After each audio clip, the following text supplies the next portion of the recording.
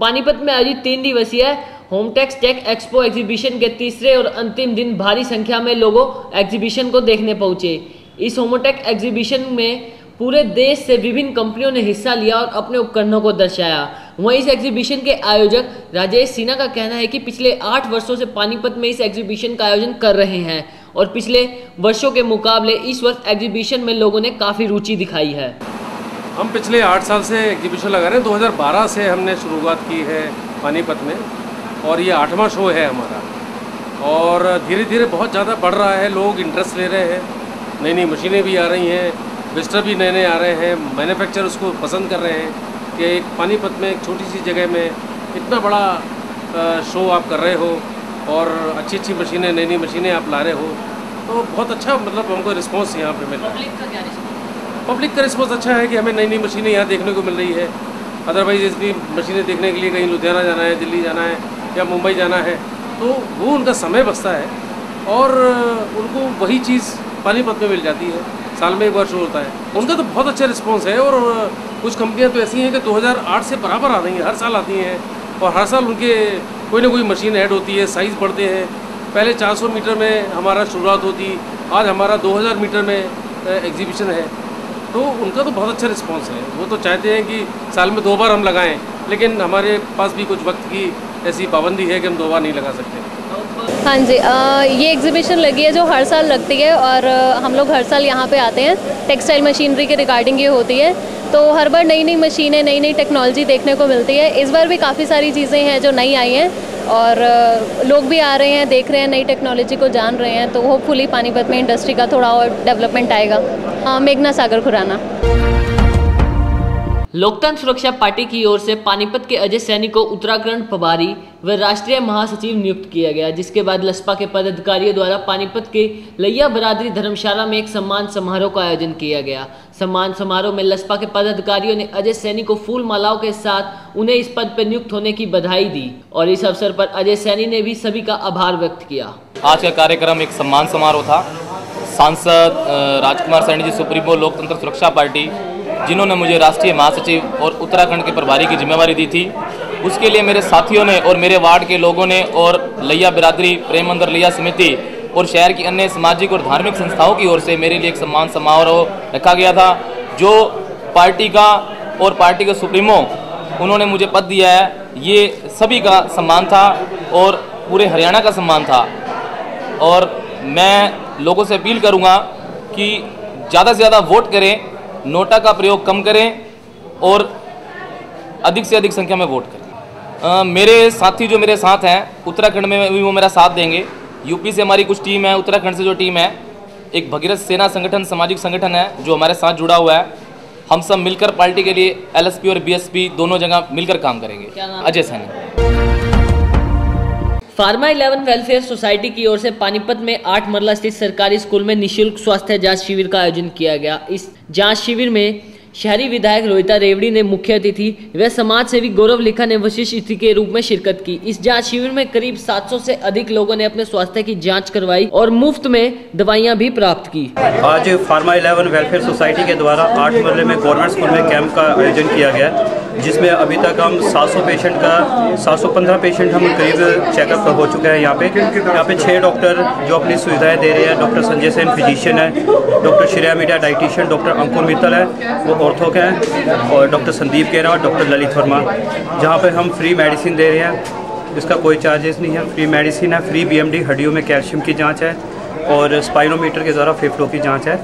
और ये हमारे द्वारा दूसरा मेडिकल कैंप है। 11 की तरफ से कैंप लगाया गया है, जिसमें लगभग 700 से ज़्यादा के हम अभी तक पेशेंट जांच करवा चुके हैं। बाकी अभी कैंप चल रहा है जो कि 2 बजे तक चलेगा। पानीपत की ऐतिहासिक और औद्योगिक नगरी में सुरक्षा के लिए प्रदेश पुलिस महानिदेशक के आदेशानुसार एक और नए थाने की शुरुआत की गई। आज विधिवत हवन के बाद पानीपत में नए थाने की शुरुआत हुई।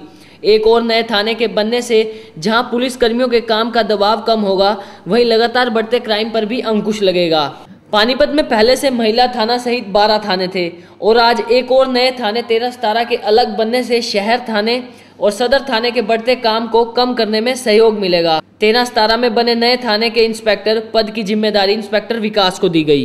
ये सीनियर अधिकारियों के आदेशानुसार हमने सेक्टर जो पहले सेक्टर 6 चौकी हुआ करती उसके अंदर अब थाना 13-17 शुरू किया गया है, जिसको कम से कम 15-20 दिन पहले जिसमें पोस्टिंग हो चुकी थी, लेकिन आज इसमें हवन करा के शुद्धिपूर्वक इसको चालू किया गया है। इसको चालू करने के पश्चात इसमें हमारे कुछ शहर थाने का एरिया और कुछ सदर थाने का एरिया इसमें जुड़ा है, जिसका आज अच्छी प्रकार से यहाँ पे सुचारू रूप से कार्य किया जाएगा। थाने के अंदर sector 6, 7, 8, sector 13, sector 17, sector 18, sector 40, Ansal, Devlal park, Faridpur, अपना ये क्या नाम है, बराना, बिचपड़ी, बबैल, खोतपुरा, चंदौली, पलेड़ी, गढ़ सरनाई आदि गाँव आएंगे। शहर का 12वां नंबर का थाना। पानीपत के एसडी कॉलेज में कमाऊ संस्था की ओर से होली मिलन समारोह का आयोजन किया गया। इस होली मिलन समारोह की खासियत यह थी कि इसमें आयोजकों द्वारा रंगों का नहीं बल्कि फूलों का प्रयोग किया गया था। इस कार्यक्रम में पानीपत की मेयर अवनीत कौर, शहरी विधायक रोहिता रेवड़ी, ग्रामीण विधायक महिपाल दांदा, प्रदेश महामंत्री संजय भाटिया एवं भाजपा जिला अध्यक्ष ने भी हिस्सा लिया। होली सम्मेलन के दौरान बच्चों द्वारा विभिन्न प्रस्तुतियां भी दी गई, जिसके बाद आयोजकों द्वारा बच्चों को पुरस्कार देकर सम्मानित भी किया गया। द्वारा यहाँ पर होली मिलन का प्रोग्राम हर हमेशा करते आते हैं। एक सांस्कृतिक प्रोग्राम होता है हमारा होली में। एक संदेश हम यहाँ से भेजते हैं कि भी पानी बचाओ, पक्के रंगों से मत खेलो, और अपनी संस्कृति का एक झलक भी यहाँ पर देखते हैं। हमारे बच्चे जो यहाँ पर आज जन्मे हुए हैं हरियाणा के अंदर, उनको एक पता चलता हमारी संस्कृति का कि हमारी संस्कृति क्या है ना। पहाड़ में जाते रहते हैं, उत्तराखंड में जाते रहते हैं, उसके बाद मतलब वहाँ का कल्चर और यहाँ का कल्चर दोनों उनको मिक्स समझ में आए, इसलिए हम ये प्रोग्राम करते रहते हैं। जेजेपी को चुनाव आयोग द्वारा मिले चप्पल के निशान पर जेजेपी नेताओं ने सफाई देनी शुरू कर दी है। जननायक जनता दल पार्टी के निशान चप्पल पर बोलते हुए डबवाली से विधायक नैना चौटाला ने कहा कि चप्पल 2 होंगे तभी आप उन्हें पहनकर चल सकेंगे। नैना चौटाला ने जेजेपी को मिले चप्पल के निशान को बाटा कंपनी के साथ जोड़ा और कहा कि बाटा कंपनी को ही देख लो, जो चप्पल बेच कर आज कहां पहुंच गई। ऐसे ही लिबर्टी कंपनी को ही देख लो, जो चप्पल पेश कर ही आगे बढ़ रही है। नैना चौटाला ने कहा कि बगैर चप्पल के कुछ नहीं है। सुबह उठते ही हम पहले चप्पल की ओर जाते हैं, निशान में तो कुछ नहीं रखा। और यह बोलते हुए नैना चौटाला ने हरी चुनरी चौपाल कार्यक्रम के दौरान सभी को जेजेपी के पक्ष में वोट डालने की अपील की। नहीं, दुष्यंत ने ये नहीं कहा कि हम राज करेंगे। मैं थोड़ा सा ये भी कह दूं कि क्योंकि पीछे जो मेरे से किसी ने पूछा था भी, ये केजरीवाल ने ट्वीट किया, तो उसके लिए जो मैंने बोला था वो काट के उन्होंने बिल्कुल ऑपोजिट मेरा दिखाया, गलत दिखाया है। मैंने कहा था अगर वो सारे तो कुछ शब्द काट के, तो दुष्यंत ने ये नहीं कहा कि हम खड़ाऊ रख के राज करेंगे। दुष्यंत ने ये कहा था चोई देवलाल के खड़ाऊ है, इनको लेकर हम लोग चलेंगे फील्ड में। और जो चप्पल है वो समानता की निशानी है, क्योंकि देखो चप्पल हमेशा 2 होगी तभी आप पहन के चल सकते हो। तो हम बराबर लोगों को लेके चलेंगे तभी हम हरियाणा में कामयाब होंगे। पार्टी किसी से समझौता कर सकती है? वो दुष्यंत बताएगा, कमेटी बताएगी। इनेलो और बीजेपी का गठबंधन होने जा रहा है, गठबंधन की बात कर रहे हैं। ये मैंने तो सुना नहीं, ये सिर्फ मुझे लगता है शायद मीडिया का ज़्यादा रोल है, सोशल मीडिया का इसमें, और मैंने कहीं पढ़ा नहीं। मैंने तो अभी अनिल, वो रास्ते में अनिल जैन जी है क्या, उनका पढ़ रही थी कि हम किसी से समझौता नहीं कर रहे। चौटाला ने कहा कि एक जनसभा में जैसे कार्य किए वैसे चुनाव चिन्ह मिला है, तो उस पर क्या कहना है? हमें तो बहुत अच्छा लगा है। आप बाटा को ले लो, ये चप्पल बेच के बाटा कहाँ पहुँच गया। लिबर्टी वालों को ले लो, वो तो करनाल के ही हैं, उन्होंने चप्पल ही बेची है और बिजनेस में आज उनका सबसे बड़ा नाम है। तो चिन्ह पे कुछ नहीं रखा हुआ, ये तो मतदाता ने वोट डालना है। विपक्ष की टिप्पणियां हैं, उस पे क्या कहोगे? मैं तो कहूँगी बहुत अच्छे, बिना चप्पल के कुछ भी नहीं। उठते सारे पहले बेड के नीचे जागते, चप्पल लगे रहते हैं। देखो हमारी चुनरी की चौपाल से महिलाओं से मिल रहे हैं, महिलाओं से आग्रह कर रहे हैं कि जो भी उम्मीदवार आपको मिले लोकसभा का, उसको भारी मतों से जिताने का काम करें, और महिलाओं का बहुत बढ़ चढ़ के हमें सहयोग मिल रहा है। से आप चुनाव लड़ रही हैं, लोकसभा का सुनने में आ रहा है, क्या कहते हैं? नहीं, वो तो कमेटी देगी, मेरे पास तो ऐसा कोई ऑप्शन आया नहीं अभी तक। और बहुत अच्छा रिस्पांस है, दिनों दिन ये तो समुद्र की तरह बढ़ता ही जा रहा है। नहीं, मेरा शुरू करने का एक ही मकसद था, क्योंकि मैंने महिलाओं को हमेशा हैंडल पे बैठा हुआ देखा है, सोफे के हत्थे पे। वो चीज़ मुझे हमेशा चुभती है। भी देखो हर चीज़ में भागीदारी। अब 45 और 55 का रेशियो है शायद वोट्स का हमारा, 55 जेंट्स का है, 45 लेडीज का है। तो जब बराबर के हम हैं तो फिर स्टेज पे भी थोड़ा होता बराबर का ही होना। मैं महिलाओं के लिए अगर 2019 में जननायक जनता पार्टी की सरकार बनी तो हम बहुत कुछ ऐसा करेंगे जो महिलाओं ने कभी सपने में भी नहीं सोचा। लघु उद्योग है महिलाओं के लिए, हैंडक्राफ्टेड, इतनी सारी चीजें हैं जिनकी आज मार्केट में इतनी ज्यादा डिमांड है। अगर वो घर घर में बालसमंद आप जाके देखो कि बहुत सारी चीजें बन के विदेशों में जा रही है। पूरा बालसमंद गांव जो है वो दोपहर में महिलाओं के लिए काम करता है, महिलाएं बैठ के। गुजरात में महिलाएं जो शीशे का काम करती है वो महिलाओं की, तो ये महिलाओं के लिए रोजगार है। बाकी जो नौकरी है वो हम ये रेशियो लेके जितने बॉयज लगेंगे उतनी गर्ल्स लगेंगे। बीती शाम रिफाइनरी में एक हादसे में एक कर्मचारी की मौत हो गई। बताया जा रहा है कि रिफाइनरी के सीडीयू यूनिट के शटर डाउन के उपरांत यूनिट को स्टार्ट करते वक्त पेट्रोलियम पदार्थ बाहर आने के कारण उसमें आग लग गई। आग इतनी भयानक थी कि वहां पर काम कर रहे मजदूर मोहनलाल को बाहर आने का समय नहीं मिला और मौके पर ही जलकर मौत हो गई। इस आग में एक और मजदूर दीपक भी झुलस गया, जिसे गंभीर अवस्था में एक प्राइवेट अस्पताल में भर्ती कराया गया। वहीं फायर सेफ्टी डिपार्टमेंट के MS खेरकर भी आग बुझाते वक्त जख्मी हो गए। इस हादसे में कुल मिलाकर एक की मौत और कुछ कर्मचारी घायल बताए जा रहे हैं।